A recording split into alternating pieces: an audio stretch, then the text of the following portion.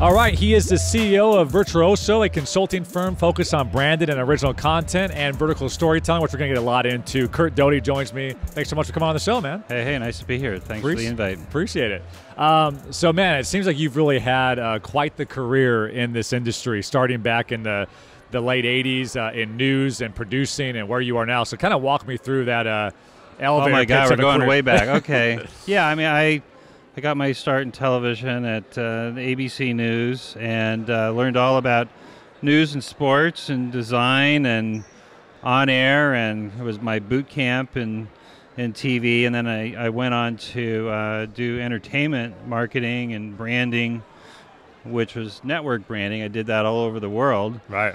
And Promax, certainly, as we're sitting here, was Yeah. big central part to gaining exposure and creating opportunity. And you know, I've been to Promaxes in Asia as well as, you know, London and Germany. So, you know, it's been fun. Yeah. And, you know, my TV career then led to a career in movies. I did movie marketing for 10 years. Was an executive at Universal Pictures, and so Mostly on the creative director side or the creative department? yeah, or? running creative Okay. campaigns. That's a big job for Universal Pictures. Yeah, it's a lot. 360-degree marketing. A lot going on. And so, you know, I learned a lot and did a lot. It was very prolific. And then I, you know, decided I wanted to get into more brand work, and so I ended up at a PR company and started a West Coast digital group, and I was able to work with Fortune 500 brands and building content marketing and digital hubs and do a lot of kind of digital initiatives and social initiatives through them. So with that kind of background, I said, you know, may as well start my own consultancy, Right. Which then led to the launch of Vertuoso. That's awesome, man. What a story. So what type of clients do you focus on with your current firm? You know, what we're doing is interesting because when we put out, we cast this wide net with vertical storytelling. We didn't know, was it going to be ads? Was it going to be social? Was it going to be content? What was it going to be? But that's why we went a little broad with our descriptor. And what came back was half of the interest was in developing content. Okay. And half of it was based on marketing, and social marketing specifically. And so our clientele is kind of split between that. And so we have properties in development, and we're a digital agency of record for a show called Wonderama. Nice. And we're helping actually build out their digital ecosystem. And, you know, part of that strategy was, you know, we go in with a focus on mobile and mobile-first strategies.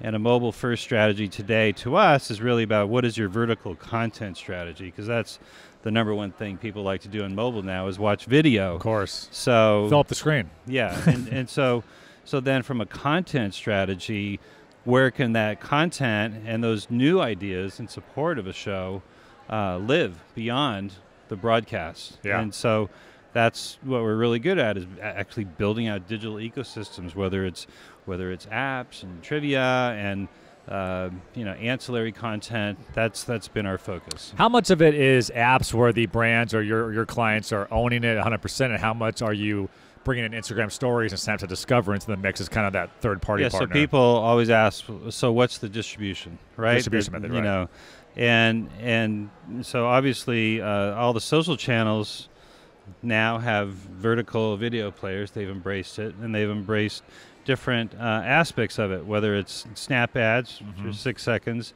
or Instagram stories, which now is accepting long form. Yep.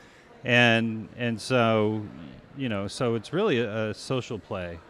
But we also, you know, look at the content aggregators and or media companies who have their own apps, that if they have their own platform, they're in control of the media that's on that platform, and they should be doing vertical promos and vertical content.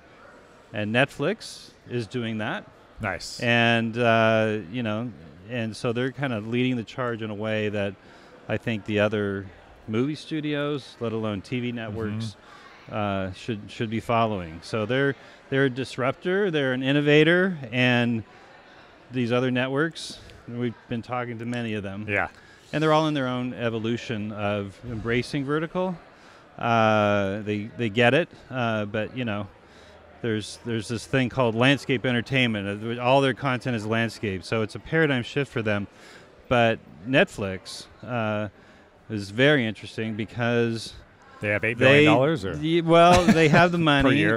They have some fantastic shows, and they're an innovator. So they're taking risks, and they're paying off, and developing new connection points to connect with their mobile audience. So that's what's important, is where is this consumer? Yes. And if they're watching a lot of content on their mobile phone, then cater to that form factor.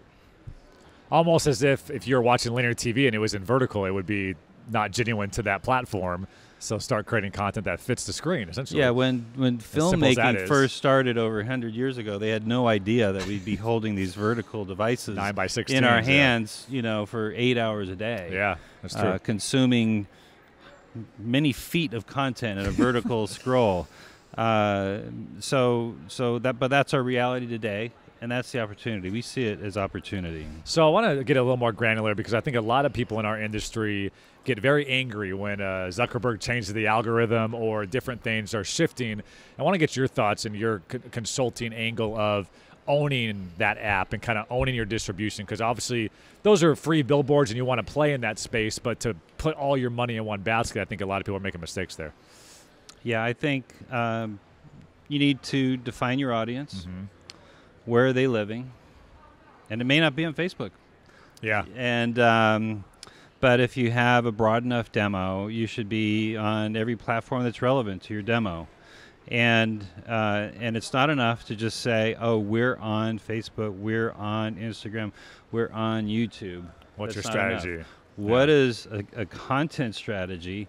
And that content should be different on each platform, because people go to those platforms for different experiences, and they're not going to believe that 30-second spot, you know, and they don't even let you put 30-second spots on Snap. So it's a 6-second world, and it's definitely vertical. And I see networks do that all the time, make a huge mistake of just repurposing that 30-second promo and throwing it on Instagram. Why isn't it working? Well, it's not genuine to the platform. No, it doesn't work. And it's a lazy way to do it, right? Funny story, how we started the company was, you know, I said, I had this insight of there's no agency really focused on vertical content. Why is that? And so I said, well, they're, you know, coming from the movie industry, it was like, well, it would be cool to do, you know, movie trailers vertical. This is a year ago. And I said, well, I'm going to go to YouTube and search for that. And so I went and I found a vertical movie trailer channel. Fantastic. Interesting. Guess how many trailers were there? 3? 2. Yeah, I was 2. close. You know, a Mad Max and a Batman. And basically they were repurposed, of course, pan and scan, 2.5-minute trailers that failed miserably. Of course. And it's understandable why that art form, and trailers are an art form, could not work in a vertical format. And so then it became apparent that in order to do marketing effectively vertically, you need to do something different. Yeah. And that's what we're about. We're doing the different. We're not doing the repurpose. We want to, you know, come up with concepts, do original production, behind-the-scenes production, whatever it takes to give us enough vertical material to tell stories in a purposefully driven way that when you see it, it smacks between the eyes.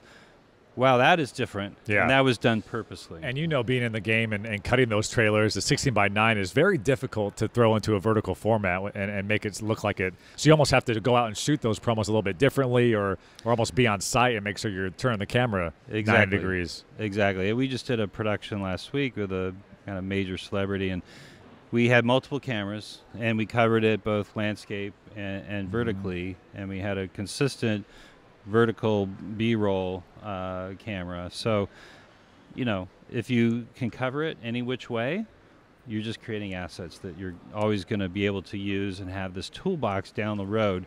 And that's why we are increasingly being asked to be involved in production. And I've done behind the scenes, you know, production for many years with different companies. And so that's very easy. Our stable of content creators comes from that documentary, interviewing, Right. behind the scenes, DVD content type of world. Mm-hmm. So it's very easy to say, well, now we're just making it Different vertical. format, yeah. So we have years of that type of experience, and with this new opportunity, that's what's needed in order to move the needle. Interesting. So if you're, I think you and I get it in terms of the social space and what's coming and making it more efficient for the consumer. I think on the film studio and TV network side, the main revenue is still the 30-second ad, especially on linear, and it's tough, right? I think you would say that every TV network should go all in on vertical and make sure that's part of all your strategy. But how have you kind of dealt with that argument? Because they're still making a lot of money on that side, but they kind of see the shift changing. So how do you, I guess, do both at the same time? Well, you just have to watch the trends that are happening. So Instagram's announcement of accepting, long-form entertainment and stories, that's huge. They're going to integrate advertising, basically a new vertical video platform. So that'll be monetized in the same way that YouTube has always, monetized that content.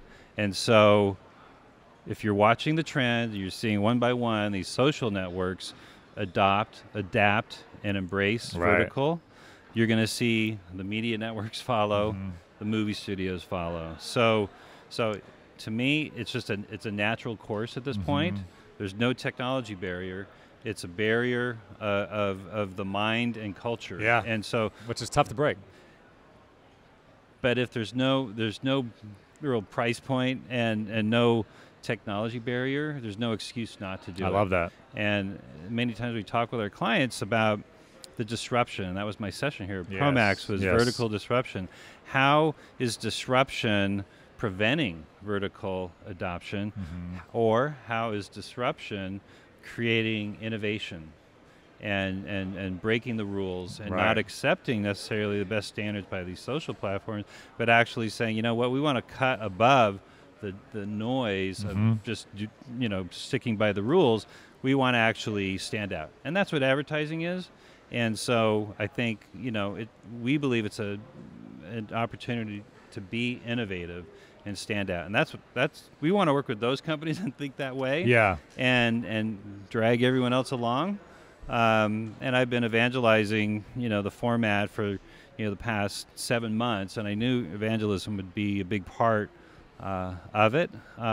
But I've been having a great time doing it, been able to talk to a lot of the networks and studios and find out about how they're tackling it or not tackling it, and some are doing it really well, and some have shows on Snap, and it's it's fantastic.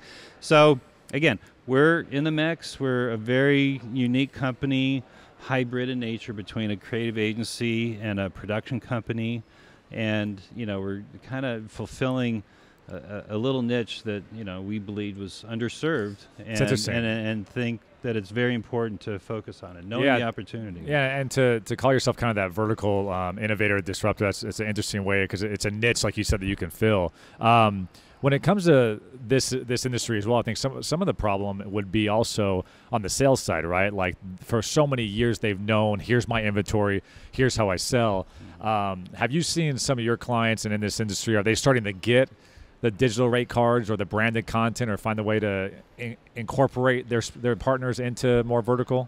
Yeah, so there's lots of different models. So we come from an evangelism point of view. So we have rate cards to do what we call verticalizations of promos. Okay. And so that's kind of our our baseline.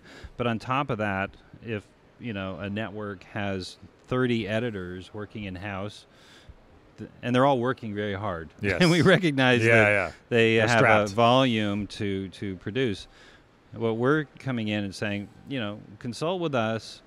We want to help you develop your own best practices and not necessarily adhere to the social platforms' best practices, because you have a unique workflow. Right. You have decades of experiences of cutting promos and trailers that Facebook and Instagram, they don't know how to cut trailers, but you guys do. Right. So it's like, where's that synthesis of a new process to create opportunity for vertical storytelling? So we have workshops that we can go into networks and studios and work collaboratively and end up with a style guide. Interesting. That all of a sudden, but they can take and run with it at a certain point. Yeah, exactly. And so we're not, trying to carve out something where we're exclusive. We realize and are empathetic with all the staff, because I've run staffs before. You've so been there, I know. Yeah. And they're wonderful people, hardworking people, and they want creative opportunity and change. But the volume sometimes doesn't allow them, or the management wants them to do one thing, or they don't understand the opportunity. So we just want to illuminate and put a spotlight on the opportunity and have everybody embrace it, because if everybody starts to embrace it, then we've elevated this new shape of content. And that's what we're talking about, the new shape of content. So Recode came out last year, and 2017 was the first time that digital advertising outspent linear advertising. So I know we're talking a lot about vertical, but that just is going to continue to rise. Do you think, going back to that, do you think the networks and the movie, can they shift fast enough for the Fortune 500s being more interested in where all the eyeballs are in the social and in more digital formats? Yeah, I've done digital marketing, and I believe in it to an extent. But we're coming from a content perspective and not necessarily a display ad perspective, because we think the social platforms, as they've gotten into advertising now, that's really the play. And I think content can be compelling, and it's different than the 30-second ad or a digital display ad, banner campaign.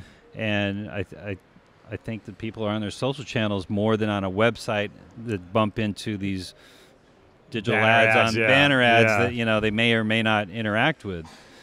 Because if you're on a feed, you're scrolling, you see a piece of video that's silent, but there's something compelling there, and you click on it, it expands vertically to fill your entire phone vertically. That's pretty awesome. And we think that's the play. So I think it's all changing. We think it's new and exciting, and we believe that's the new opportunity. That's our focus. We don't want at first when we went out, there were a few people that said, "Oh, these are like vertical ads." And I go, "No, they're not vertical ads. It's about content. It's about storytelling." That again, it's the first page in our deck is like vertical storytelling for mobile. What does that mean? Let us tell you what that means. Do you get the ROI question a lot? Well, sure. That comes with distribution. That comes with branded content. Who's paying for the content? How do you monetize the content? Thank goodness Instagram, just like said they're going to create their platform. I think they're going to do a great job, and so we're looking forward to those types of opportunities. Awesome. So being on both the company side, Universal Pictures, and now with your own consulting agency, how have you found working inside and also outside when it is good to bring in an outside agency? Because there's a lot of people also that say we can do that internally, no need to bring it out. So how do you balance that on both sides of it?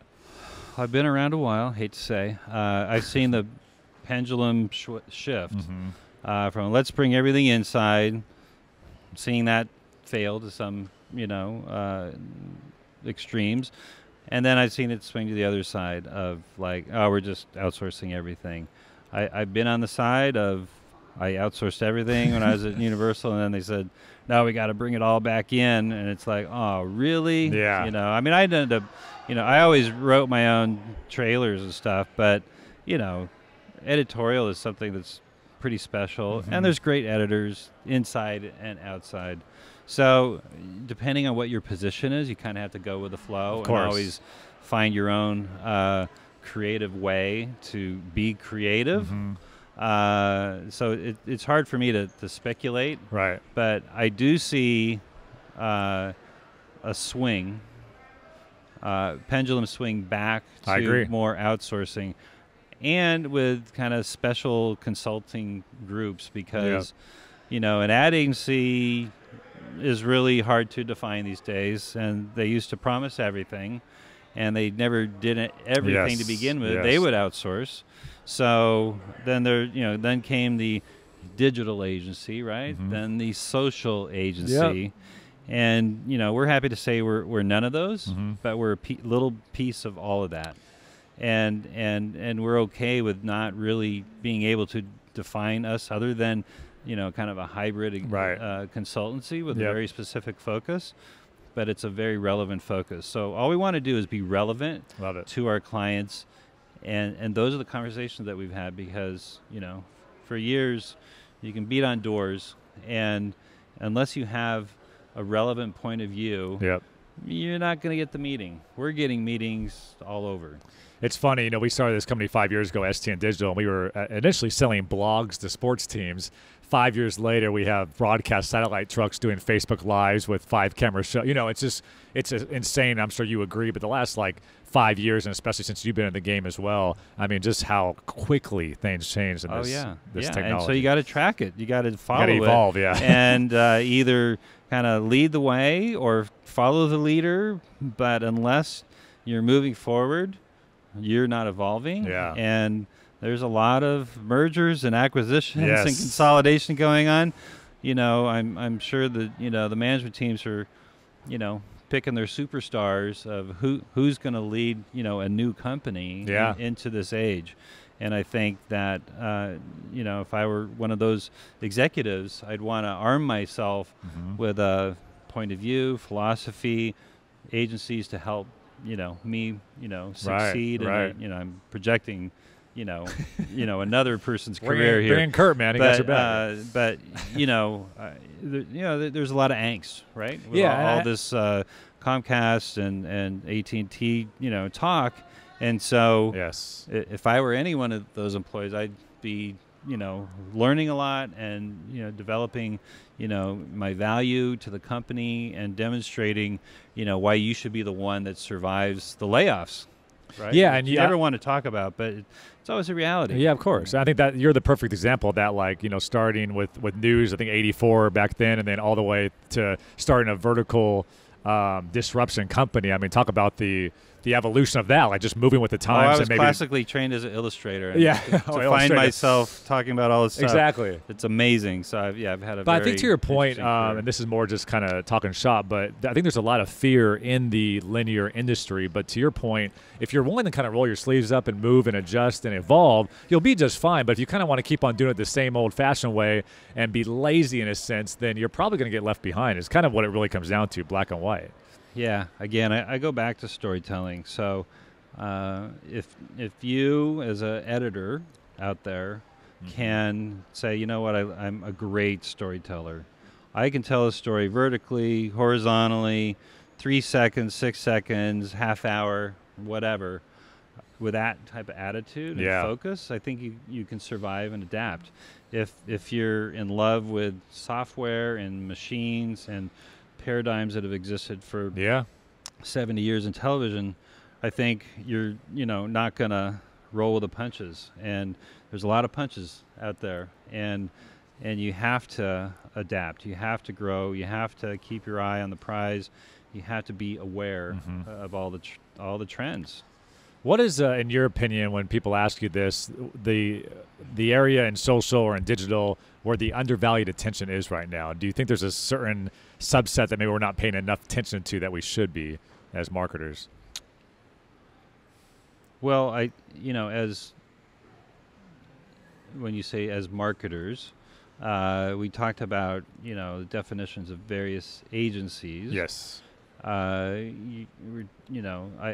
think over the last 10 years, there's been new jobs created, new roles. Yeah. Where once social became a media buy, then you have a social media planner. The digital ninjas of the world.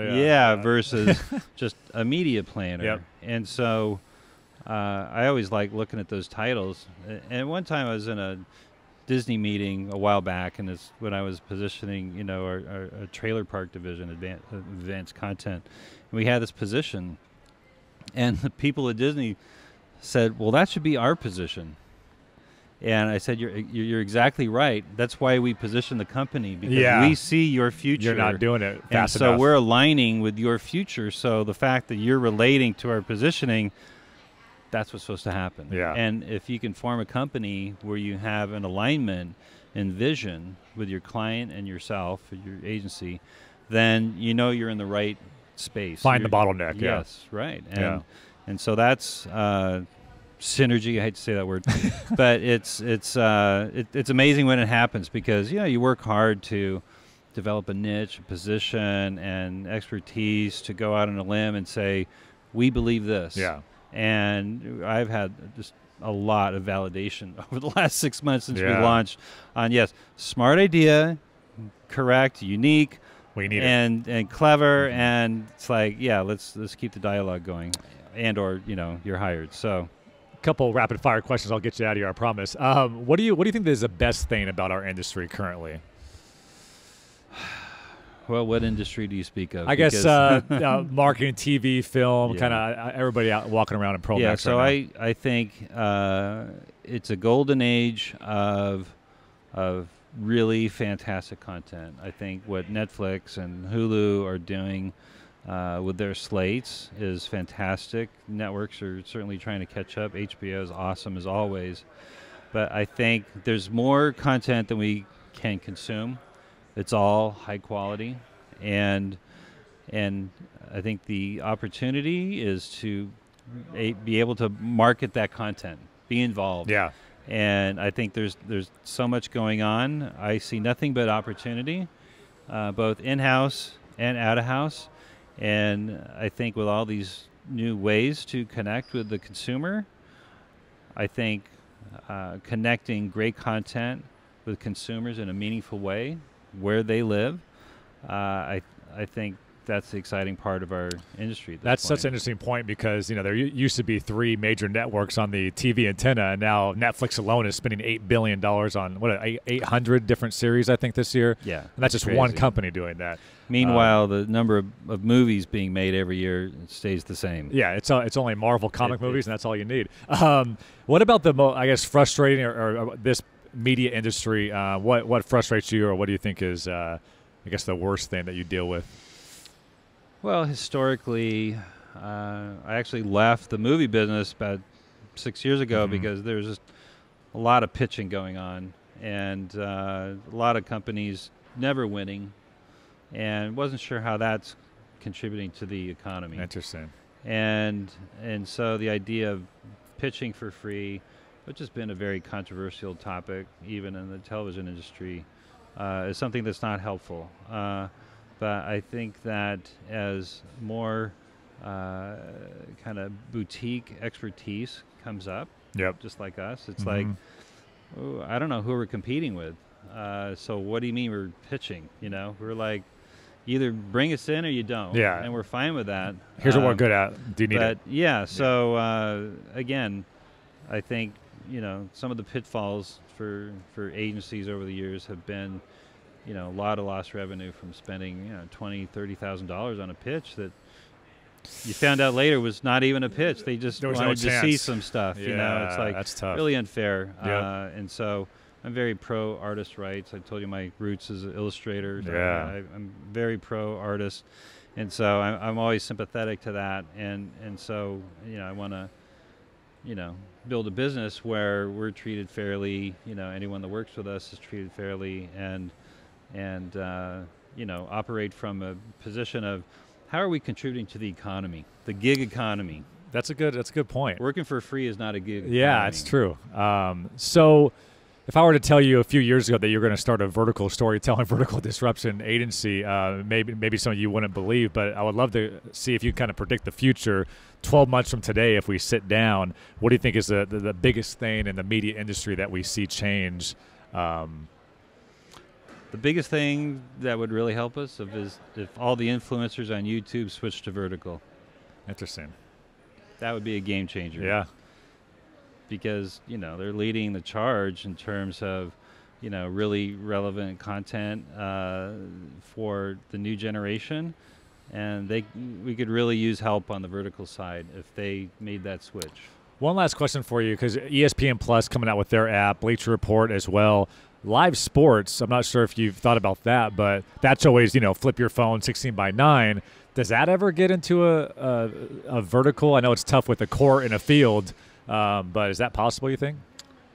Yeah, it's again, what are you shooting, right? Well, a football field, a soccer field, a baseball field.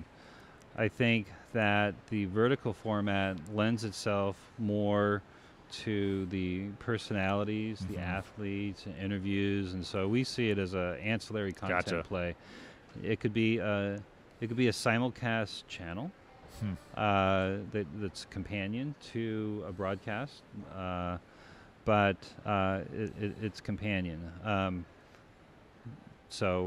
But I think I have a vision for a news broadcast to be vertically broadcast. They have all the in the control room, because I came from news. They have all the computers, to like rearrange the screen in any different way. Yeah, you're right. Yeah. And do live feeds, present it in any different way. I don't know why no one. And NBC News has kind of done that on Snapchat, where at least they have but it's packaged. It's not live. That's true. So imagine a live broadcast that's that a good get point. On your phone. That's what has been done, and I think that would be a game changer. So I'm waiting to consult with CNN or a news agency wants to do that. I'd love to help with that. But when a broadcast, live broadcast, I think we'll see it. I agree. That does that. Yeah. I think that will be the game changer. And why not do it? It's just unbelievable that makes too much sense. It makes too much sense, and that's one of my frustrations. A lot of what I talk about makes too much sense, and I spend a lot of my time just talking sense to networks, and some get it, and some are challenged, and they're burdened by the fact that all their media is landscape, and it's understandable. But we're at a nexus of opportunity, and so where are you going to be on the other side of that nexus? A leader or a follower or a non-doer? Where do you want to be? It's my question to them. That's why you're the expert, and you can provide that niche for them. So it's been a pleasure. I appreciate it so much, Curt. Thanks. Well, thank you for having me. All right. Appreciate it. Sounds good.